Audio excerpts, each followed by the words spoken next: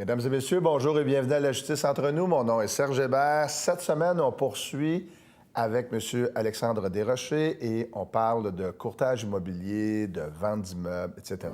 Restez avec nous.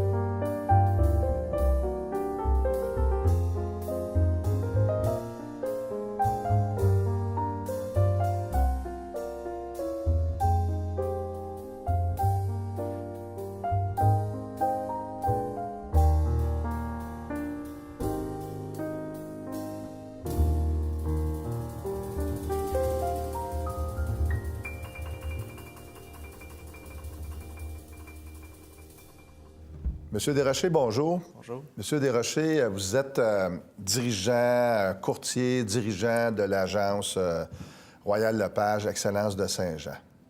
Exactement. Bon. Vous avez l'air de vous demander si je me préparais à vous jouer un tour. Non, pas du tout.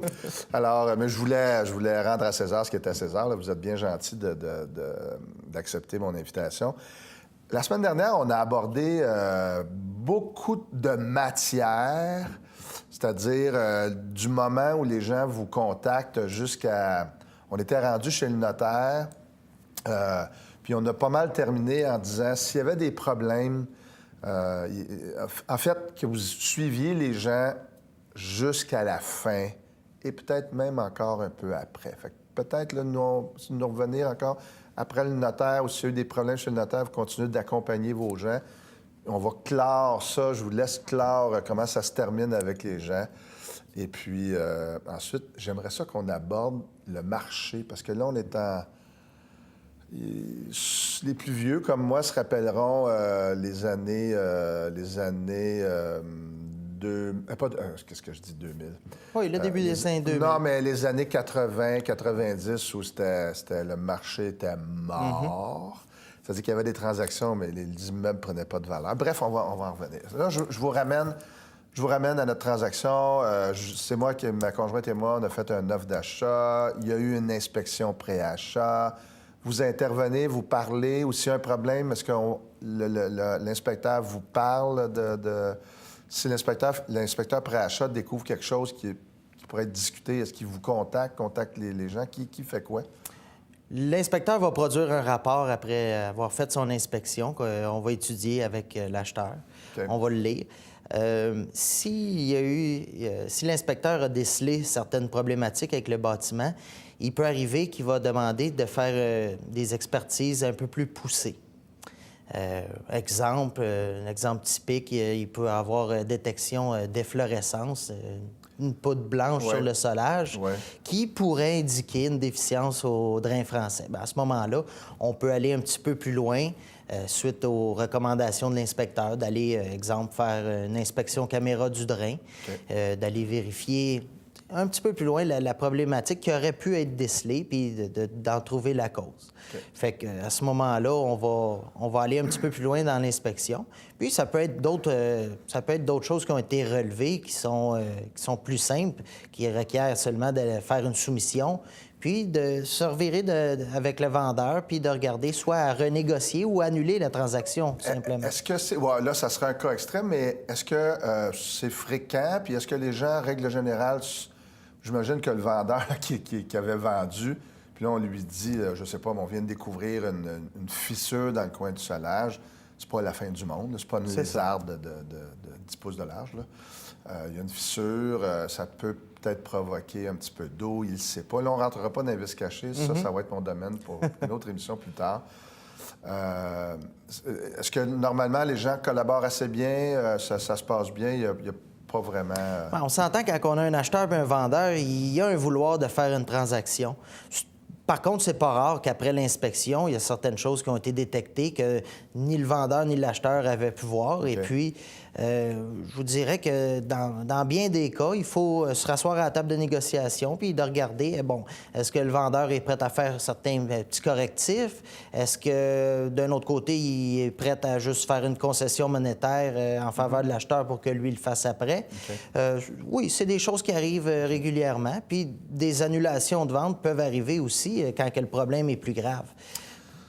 Oui, j'allais dire, mon intervention juridique, là, mais pour moi, les dossiers de vices cachés, là, on s'entend techniquement, ni l'un ni l'autre ne le sait, là, Exact. puis les agents ne le savent pas.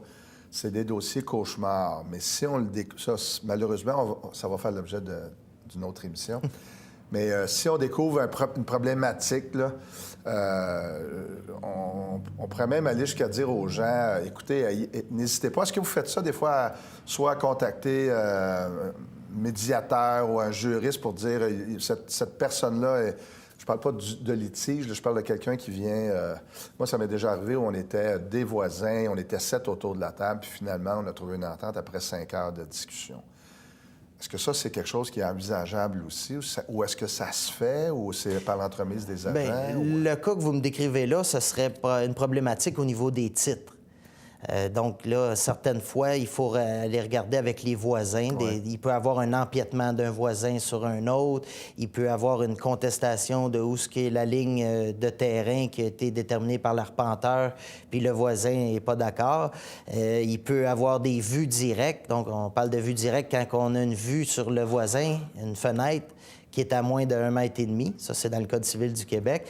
Donc, à ce moment-là, c'est toutes des problématiques qui peuvent amener une autre partie à la table de négociation, soit pour consentir une servitude, effectuer un correctif, déplacer une clôture.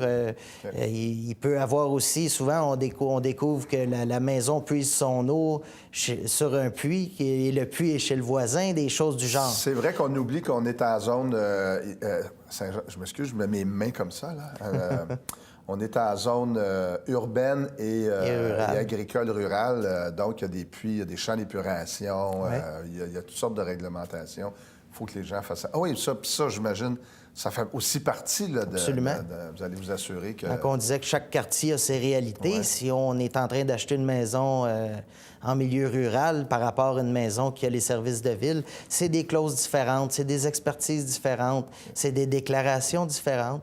Donc, chaque propriété, puis de là l'importance d'avoir un courtier qui a fait plusieurs transactions dans différents milieux, d'apporter son grain de sel Expertise, ouais. au bénéfice de tout le monde. OK. Et finalement, quand tout est réglé, une bonne poignée de main. Merci, Alexandre. Peut-être qu'on se reverra un jour et vous passez à un autre dossier, puis les gens... J'ajoute toujours une phrase quand Oui, on se allez-y, serre la allez-y. main à la Oui. fin. Je dis toujours à mes clients et à l'autre partie aussi, je dis, on vient de signer, mais mon travail ne s'arrête pas là. OK. S'il y a quoi que ce soit qui se passe avec la propriété, rappelez-moi. Ça va me faire plaisir de faire le pont, justement, avec la personne qui vous a vendu. Puis vous, on peut parler de choses anodines comme planifier une rencontre entre le vendeur et l'acheteur pour bien faire la transition, qui D'accord. explique les particularités Ouais. de la maison et tout et tout. Mais si 2 mois plus tard, il arrive quelque chose avec la maison, bien, de simplement rappeler son courtier puis de demander conseil à qu'est-ce qu'on peut faire pour régler la problématique ou qu'est-ce qui vient de se produire. Et est-ce que de façon, j'allais vous dire, bon, il y a toutes sortes de monde dans le monde. Est-ce que Absolument. pour vous, ça fait partie du service après-vente ou Oui. on va dire, ben là, vous savez, la transaction est faite, arrangez-vous? Moi, je regarde jamais les gens comme un chèque de commission qui vient de passer. Je regarde toujours vers le futur. Quelqu'un qui va avoir été content de la transaction qu'il a faite avec son courtier, bien, c'est gage de succès pour l'avenir aussi, pour la prochaine. Il va reprendre nos services. Fait que d'aller un peu plus loin que de dire la transaction est faite, c'est fini. On passe à notre appel. ouais. Je veux dire, je pense qu'il faut mettre un peu de cœur là-dedans aussi. Ça s'appelle la réputation. Oui. Puis j'allais vous dire, vous terminez, comment vous dites ça? Vous terminez en disant, ça s'arrête pas là? Mon travail ne s'arrête pas là. S'il y a quoi que ce soit, Puis, rappelez-moi. moi, quand je termine avec mes clients, je leur dis, j'ose pas vous dire à la prochaine. Non! Mais la C'est réalité, pas- c'est Ouais, la mais réalité. ça aussi, je me permets de dire aux gens, ça change dans mon milieu. C'est pas vrai que parce que c'est un avocat, moi je suis notaire et avocat, là, fait que je dois avoir un côté médiateur puis un côté plus guerrier. Il faut savoir quand utiliser lequel. Ouais. Mais bon, je le dis, je le répète, en matière immobilière, des vices cachés, ce sont des cauchemars. Alors, vous êtes mieux de vous asseoir, consulter quelqu'un, rappeler l'agent pour voir s'il peut vous aider. Est-ce qu'il existe des espèces d'assurances où on va, à votre niveau, par exemple, dire aux courtiers, écoute, nous autres, on a tel produit d'assurance pour des gens, c'est un vice caché. Est-ce que ça existe? Je m'excuse, je suis candide, mais c'est ça le but de l'émission. Absolument, ça va exister, mais je pense que l'assurance première, c'est de prendre le temps de faire les choses, de prendre le temps de faire la transaction, puis d'utiliser les délais de chacune de nos clauses pour avoir le fin mot de l'histoire sur tout ce qu'on peut trouver. Okay. Quand il y a un bon travail de fait en aval ou en amont, le futur, on aura moins de surprises et tout. Par contre, ça peut arriver. Puis rendu là, bien, le courtier peut, oui, regarder qu'est-ce qui s'est fait dans la transaction, mais je pense que le meilleur conseil qu'un courtier peut donner, c'est d'aller chercher un avis juridique chez un avocat un peu comme vous. Okay. Il existe aussi des assurances que le courtier peut donner à ses courtiers, mais il va toujours avoir un certain déductible, une certaine limite à ça. Fait que de là, l'importance de faire notre dossier comme il faut dès le départ, puis ça peut éviter... Là, ça fait partie... Vous êtes des professionnels, c'est notre travail, chacun dans nos secteurs, de faire... Bon, je pense que ça termine... On a fait en français, on dit on met le gap, là. Le marché. D'entrée de jeu, au début de l'émission, au début de l'émission, on a dit que le marché a beaucoup évolué dans les années 80. En fait, pour vous dire en quelques mots, moi, j'ai été reçu notaire en juin 1981. J'ai quitté la profession de notaire parce que moi, ça ne me convenait pas en janvier 82. Et le dernier contrat de prêt hypothécaire, je ne l'ai jamais oublié. C'était un homme probablement dans la trentaine, quarantaine, qui renouvelait son hypothèque et qui payait 25 d'intérêt. Ouais.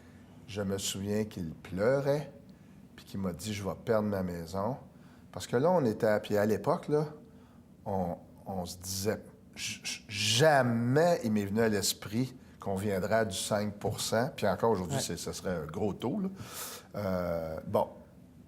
On voit là, dans les... Je vous pose la question, je comprends que vous êtes... Je ne vous demande pas d'être économiste, mais je présume que vous devez un peu suivre le marché puis qu'est-ce qui se passe. Parce que là, on a toutes sortes de boules de cristal là, de gens qui nous disent « Ah, le taux d'intérêt, c'est sûr qu'un jour, il va peut-être remonter. » Mais comment vous gérez ça si vous avez à le faire? Mm-hmm. Comment vous gérez ça avec vos clients? Bien, il faut partir de la prémisse suivante, c'est qu'on peut, avant de retourner à des taux comme que vous avez parlé là, des années 80, on est dans une toute autre réalité. C'est une crise, là. Puis on sait que, selon certaines études, toute hausse de 1 amènerait 20 plus de reprises par les banques par la suite. OK.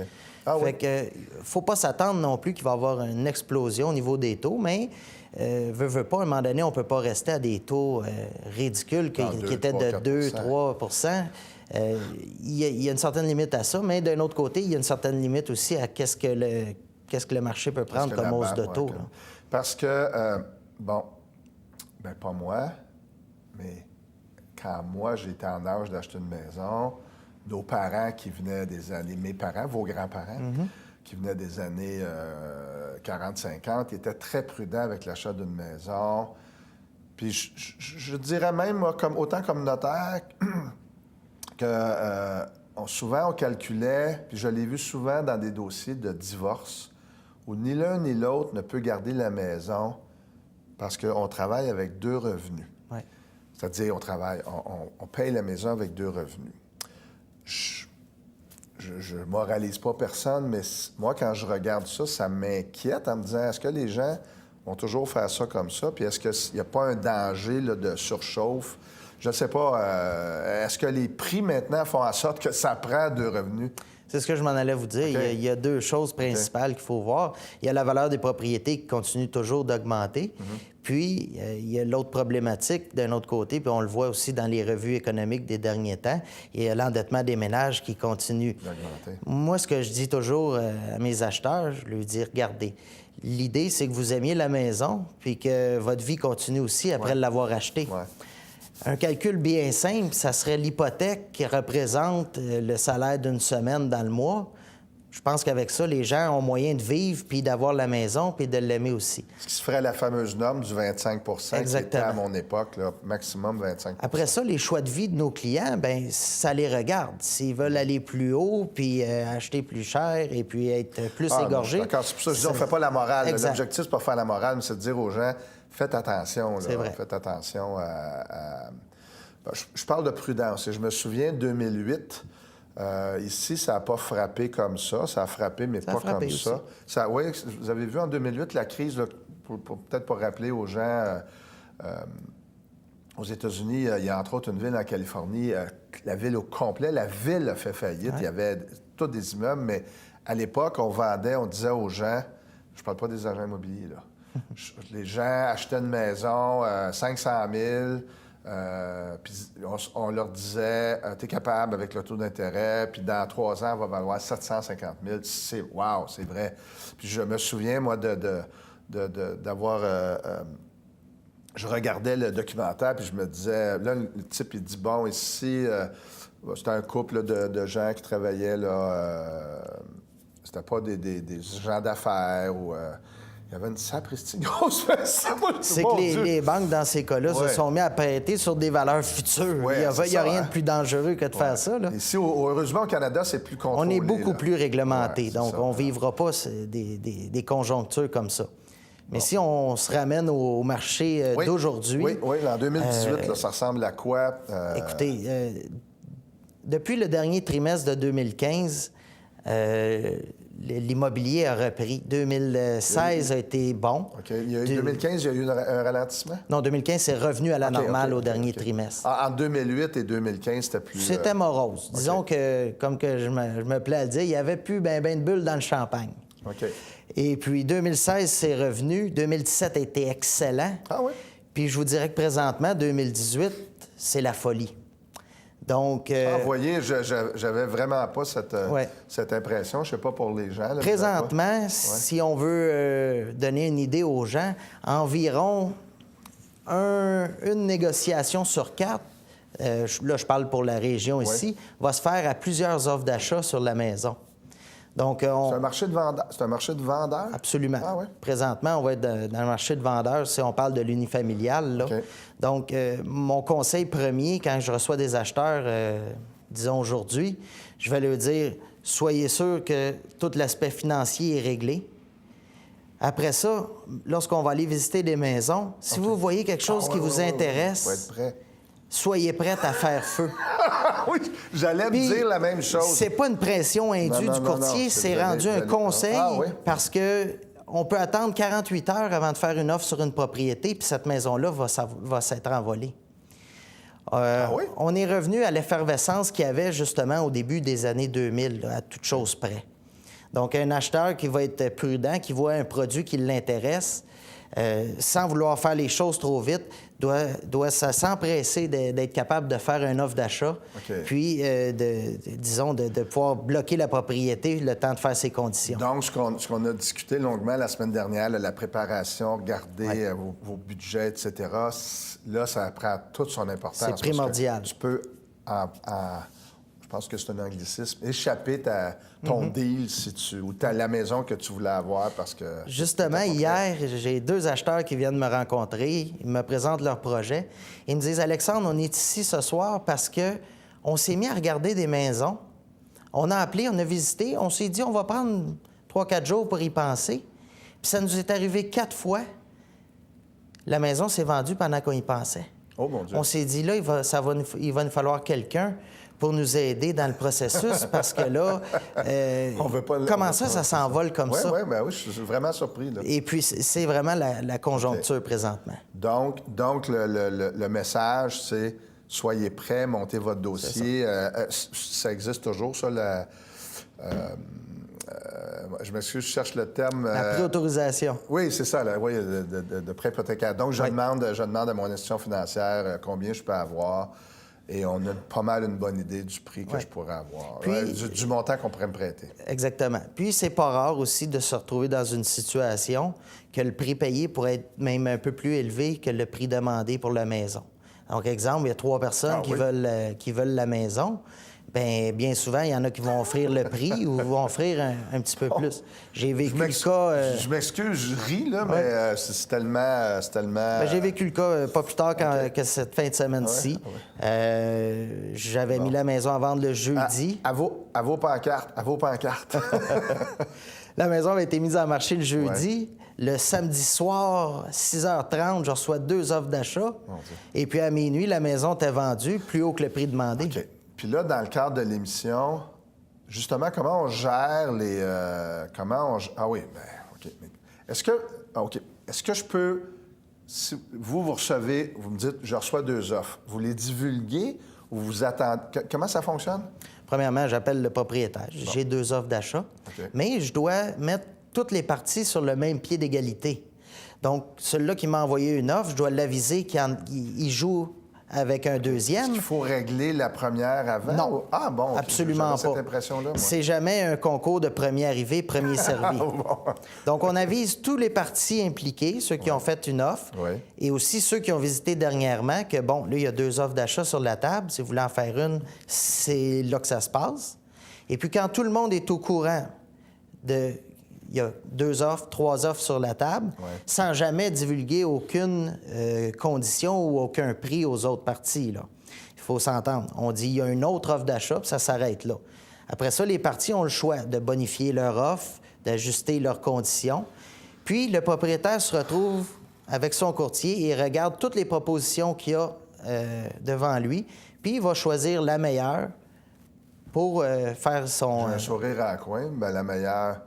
J'imagine la plus élevée, mais pas de conditions là, de... Exactement. Ça va être un melting pot de conditions et de prix.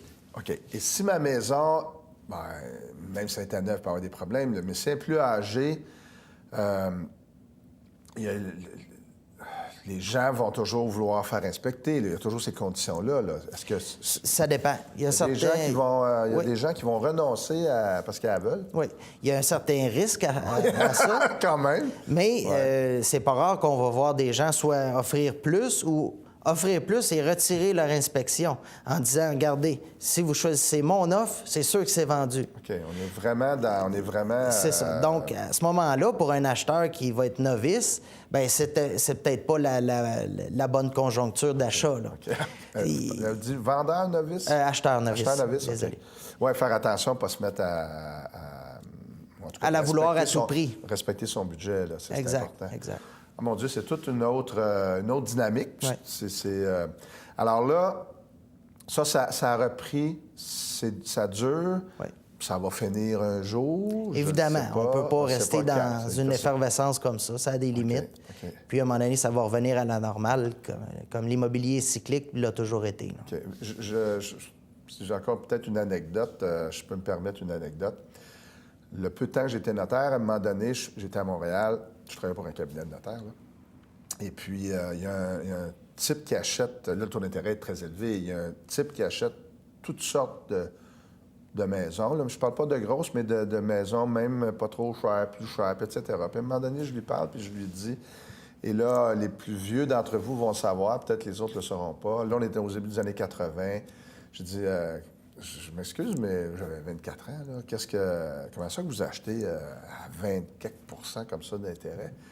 Réponse, il dit, mon père a fait fortune pendant la crise et j'ai l'intention de faire fortune pendant celle-là. Je dis, ouais, mais là, au prix que vous payez, il dit, non, je paye pas cher. Puis je dis, le taux d'intérêt, ça ne durera pas.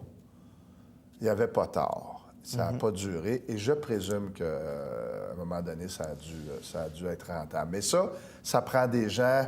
Bon, je dirais, lui, c'est ça. Le mot magique, c'est mon... Donc, son père avait de l'expertise. Il faut faire attention. Là. Si on ne connaît rien dans l'immobilier, mon chum m'a dit que, là... Ah non, ça, c'est le grand danger. Donc on s'en remet... on s'en remet à vos compétences pour dire, vous, qu'est-ce que vous en pensez, là, Absolument. Puis les conseils de votre courtier par rapport, si on a un client qui est investisseur par rapport au petit couple là, qui achète sa première maison, ça va être des conseils totalement différents. Donc, l'approche va avec le client, évidemment. Oui, parce que, bon, là, on n'a pas parlé, ça pourra faire, on pourra vous réinviter, ça va te faire plaisir de vous recevoir à nouveau, parler, par exemple, du commercial, mais là, j'entends, on le sait, là, moi aussi, j'ai des clients promoteurs immobiliers. Eux, ils savent de quoi, promoteurs et promoteurs immobiliers, eux, ils savent, connaissent le marché, savent ça vaut tant, ça vaut rien, etc. Ouais. Ça doit être toute une autre approche différente. C'est deux mondes. OK, parce que là, on parle de particuliers. Donc, morale de l'histoire, si les gens veulent vendre, ça serait peut-être le moment. Absolument. Si les gens veulent acheter, c'est peut-être encore le moment parce que ça pourrait augmenter. Puis là, ben, c'est un jeu de roulette. Peux-tu dire roulette russe, de dire si vous attendez trop, peut-être que ça va augmenter. Si vous attendez trop, peut-être qu'effectivement, là, le taux d'intérêt va se mettre à monter. Bien, il faut regarder. Il faut faire le saut un jour ou l'autre. Il faut s'entendre là-dessus. J'aime bien votre réponse. On peut toujours attendre le prochain crash, oui. Mais d'un autre côté, bon, ça va toujours être trop cher pour ceux-là qui achètent et nos parents nous trouvent fous d'acheter des maisons à ces prix-là aujourd'hui parce qu'eux ont payé la maison 50 000 puis la même maison, on la paye aujourd'hui 250 300 000 Mais pour nos petits-enfants, bien, ça va être la même chose plus tard. Là. Ce qui fait qu'aujourd'hui, les baby boomers puis les décès font que maintenant, on a des successions avec de très gros montants, notamment à cause de la valeur des immeubles. Monsieur Desrochers, c'est presque déjà tout. Déjà? Oui, déjà, le temps passe vite. Donc, si je fais une récapitulation, important de faire affaire... Oh, j'ai une dernière question, mais je vous donne 10 secondes pour me répondre. Il y a des affiches qui sont ouvertes, puis les gens vendent directement, enfin, je pense. Évidemment, est-ce qu'il y a une agence, est-ce qu'il y a un courtier qui accompagne ces gens-là ou les gens font leurs transactions eux-mêmes? Puis je vous donne une seconde. Ce qu'il faut comprendre, c'est ces pancartes vertes-là que vous parlez. C'est au même titre que quelqu'un qui vend sa maison seul. Donc, il n'y a pas d'agence d'impliqué, il n'y a pas de courtier d'impliqué.